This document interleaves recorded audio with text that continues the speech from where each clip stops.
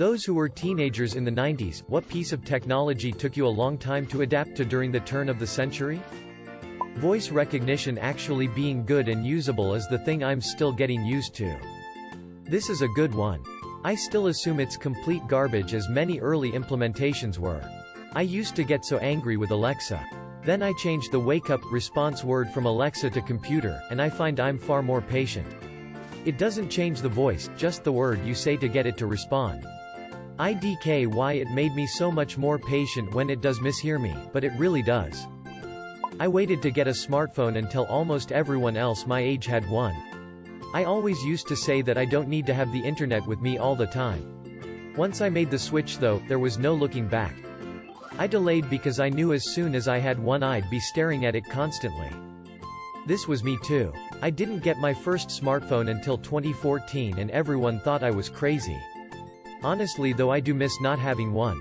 I feel like I was less lazy because when I was bored I would do stuff. Now I just grab my phone and browse Reddit instead. The constant availability of a seemingly endless stream of entertainment, in any form. I still can't adapt. I should be sleeping right now. Remember when the TV only showed boring ass shit in the middle of the night? Plus dead channels and scrambled skin max? The other night laying in bed I didn't want to watch anything in particular. But I wanted to watch TV. So I go to Pluto and start watching random things. My husband asks me what I'm doing. I'm flipping channels. Sometimes I miss doing that. The concept of not hiding your identity online. Always lie when asked ASL was drilled into me. So the idea that someone can just mosey on over to Facebook and find your personal information is wild to me. 17 F. Callie. Cyber. You start. I put on my robe and wizard hat. I said that earlier. When I was a young teen first getting online, two things were drilled into us: never use your real name as your screen name and never give any personal info or meet anyone from online. Now there's an app to meet strangers to fuck from, online, lol. And never get into a stranger's car. Your Uber is here. Video calling, Skype, FaceTime, whatever it's called these days. Well, I still haven't adapted. My younger siblings insist every call must be a video call. Nah dog, I'm good. Edit, and I'm generally on the front lines, keeping up with the tech, recommending them products, troubleshooting their problems, etc. I don't like using FaceTime or video calling because I am ugly and I look even worse over FaceTime. Seriously, why do I need to see you to talk with you? Maybe I'm multitasking, maybe I'm pooping. For me it's shit like LinkedIn and building a professional social media and networking presence. I am not really into regular social media, so it's something I never did or built. I find it incredibly draining to create content to cultivate a social media presence. I don't mind doing it casually, and see immense value in staying connected with people that I'd otherwise not have the ease of access to, but when it comes to being intentional about posts to grow followers, I find it hard to be motivated. Same, the whole, building your own personal brand, for the sake of your career in LinkedIn for example, is something I really dislike.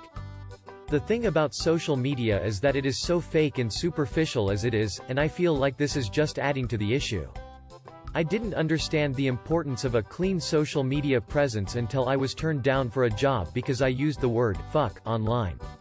Reminds me of the company that screenshotted an Instagram post of a job applicant where she's in a bikini, and basically captions it, "This is not a professional photo and that's why you're not hired." The photo was on her personal page and she was at the pool. Unless the applicant posts illegal and truly unethical things, I really don't see why they would reject someone for saying fuck online or posts a picture of themselves in swimwear on their personal social media. I would feel like that's dodging a bullet. If they are that uptight about a vacation photo, is that really a company you want to work for? Imagine how it would be once you landed a job there. I didn't want a cell phone because I didn't want to be reachable all the time. Well, that's no longer allowed. This is why all of my work vacations involve wilderness camping. Even when they don't. I went on a cruise where it was way too expensive to pay for internet while at sea. So I was completely unreachable for a lot of it. I would arrive at port, turn phone on, get panicked emails from work that were a day old, call them and be like okay well good luck back to sea. Be like me and have no friends. I'm reachable 24/7, but no one ever reaches out. It's great. My phone absolutely never rings unless it's spammers or my wife. Hey, at least you got the wife though. And the spammers. Laptops. I remember the old ones my dad would have for work, and how they really sucked compared to the desktop we had. Once they started having them in schools, I still thought they sucked. I guess I knew that they would naturally get better, but the idea that a laptop would ever be powerful enough for things like gaming, serious computing ability, or small enough to be carried conveniently? Yeah, right. Not anytime soon. Looking back, I know how dumb it was, considering people have had the same feelings for everything from electricity to the telephone. But at the time, my aversion to them and being dismissive about them really put me at a disadvantage for a few years. Social media has been my only hurdle. The fact that people are so willing to put their faces and real identifying information out to the public on the internet just frightens me. The blind trust that consumers put into these corporations is astounding. Streaming media versus owning a copy. Software as a service in general. Touchscreens. I kept a phone with a hard keyboard for a long time. Stored CC #s on websites. I remember when you could get a one-time number for special transactions. I'm still against cash apps like Venmo. Everyone that says I need it takes cash.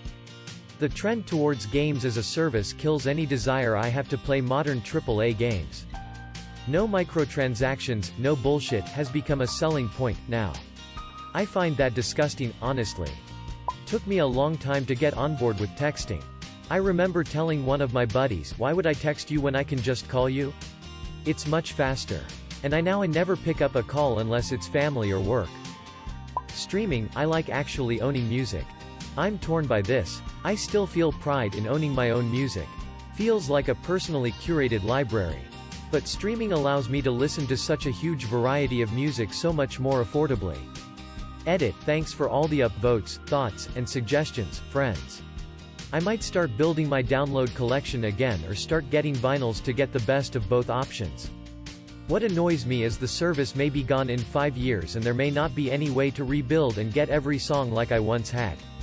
I stream, but if I really like a song I'll download it, because I 100% expect that any given service might disappear or retract my music for legal reasons, or I just might not be able to afford it.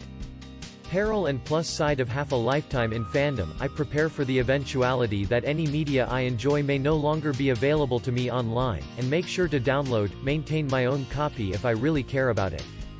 Because mass deletions and purges have happened one too many times for most fanfic fans, even before knowing some of the shit that streaming or digital library services have pulled, i.e. Amazon being able to just retract, delete a copy of a book from people's libraries that they own, even if it compensated, refunded all of them, due to a copyright issue. It couldn't do that with paper, physical copy books, that's for sure. Not tech, but assuming someone knocking on your door is a stranger starting in the 2000s versus a friend visiting your house in the 90s. Life used to be simple. Edit. Thanks for all the upvotes, guys.